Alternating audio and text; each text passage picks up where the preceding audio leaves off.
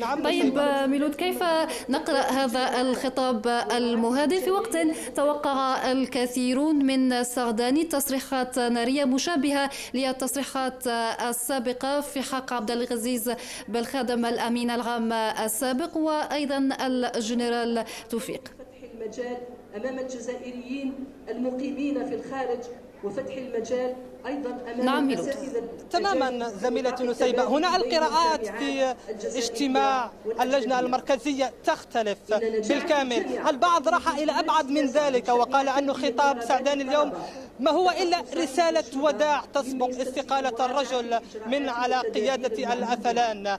كذلك اليوم بعض القراءات تشير هنا وبعض ما يدار في الكواليس أن الرجل بات تحت ضغوطات كبيرة من بعد تصريحاته النارية التي ساقها ضد غريمه في الأفلان عبد العزيز بالخادم واتهامه بالعمالة في فرنسا، مثل ما هو الحال للجنرال المتقاعد توفيق. اليوم هذا الخطاب المهادن إن صح المجال حسب مناضلي الأفلان هو الذي تفرضه المرحلة الحالية، يفرضه الراهن الحالي، لأن الوضع الآن الذي تعيشه البلاد في غنى عن فتح كل هذه الملفات التي لا تخدم في النهاية لا مصلحة الجزائر ولا تخدم في النهاية أيضا معركة الأفلان في الاستحقاقات الانتخابية القادمة، لا سيما تشريعيات ربيع 2017 وما وراها من انتخابات رئاسية التي المزمع تنظيمها كما هو معروف في 2019.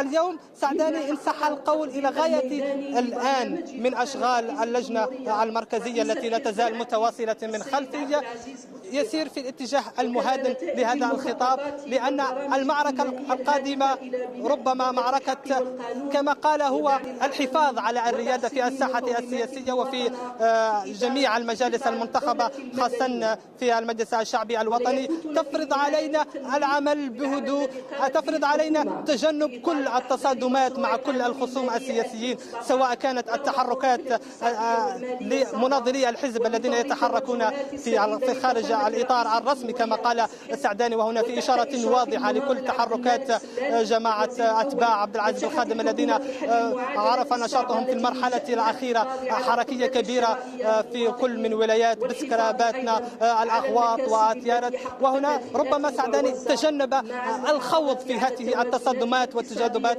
في إشارة واضحة أن الرجل يريد إن بقى على قيادة الأفلان أو إن بقى على رأس الأفلان السير بالأفلان في طريق هادئ بعيدا عن كل المطبات التي تعرقل التحضير الهادئ للانتخابات التشريعية القادمة.